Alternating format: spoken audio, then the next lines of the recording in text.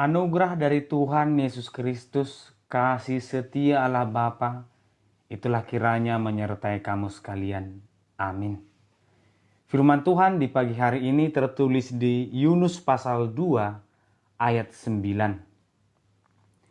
Tetapi aku dengan ucap syukur akan kupersembahkan korban kepadamu. Apa yang kunajarkan akan kubayar. Keselamatan adalah dari Tuhan. Demikian firman Tuhan. Selamat pagi dan salam sejahtera untuk kita semua. Bapak Ibu saudara-saudara terkasih, Tuhan memanggil dan menyuruh Yunus untuk memberitakan kebenaran firman Tuhan kepada orang Niniwe. Bahwa mereka sudah jauh dari yang Tuhan kehendaki dan akan mendapat hukuman dari Tuhan. Dalam hal ini, Tuhan menunjukkan bahwa Dia sangat murka kepada orang-orang yang tidak menghargai hidup, yang tidak menghargai kebenaran firman Tuhan, dan yang tidak menghidupi kebenaran itu. Tetapi, dengan respon yang berbeda dari orang Niniwe, yaitu pertobatan, Tuhan juga menunjukkan kasih-Nya bahwa Tuhan lebih menginginkan pertobatan mereka. Bahwa Tuhan betul-betul mengasihi orang-orang yang mau datang kepadanya. Dari kisah orang Niniwe, kita tahu bahwa keselamatan itu memang hanya ada di tangan Tuhan. Ketika Yunus diperintahkan, dia menolak sehingga dia jatuh ke dalam laut yang dalam. Nyawanya hanya tergantung kepada tangan Tuhan. Ketika Tuhan memberikan pertolongan sehingga dia selamat. Dari kisah ini juga dia betul-betul menyadari, aku tidak akan selamat kalau bukan hanya karena Tuhan.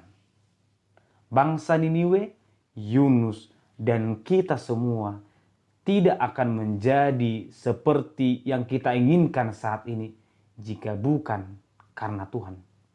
Pengenalan ataupun pengakuan bahwa keselamatan itu hanya ada di tangan Tuhan seharusnya tidak muncul karena kesembuhan dari penyakit, lepas dari mara bahaya, bebas dari hambatan yang besar.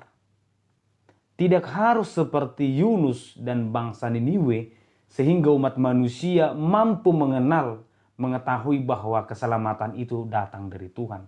Tetapi dari hal terkecil pun dalam hidup kita, dari kesehatan, dari kekuatan, dari berkat-berkat setiap hari, kita mampu mengimani bahwa keselamatan dan hidup kita memang hanya tergantung kepada Tuhan. Lalu apa yang diminta oleh firman Tuhan ini? Yunus berkata bahwa dia akan memberikan persembahan najar korban bakaran sebagai rasa syukur dia, rasa takjub dia kepada Tuhan.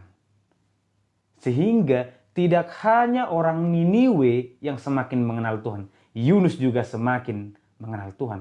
Bagaimana dengan kita? Apa buah dari pengenalan kita kepada Tuhan? Apa buah dari rasa takjub kita kepada Tuhan? Tuhan hanya meminta satu. Persembahkan tubuh kita sebagai persembahan yang hidup. Jadikan tubuh kita sebagai garam yang memberikan pengaruh yang positif. Ketika Yunus memberikan persembahan, mari kita berikan tubuh kita. Apa hal terbaik yang bisa kita lakukan? Kita lakukan kepada sesama manusia. Kita tunjukkan bahwa kasih kepada manusia itulah bukti nyata dari kita mengasihi Tuhan. Tuhan memberkati kita. Amin. Terima kasih Tuhan. Terima kasih untuk sapaan firman-Mu di pagi hari ini. Engkau mengingatkan kami bahwa Engkaulah sumber keselamatan dalam hidup kami. Berkati kami Tuhan agar kiranya kami semakin mengenal kebenaran firman-Mu.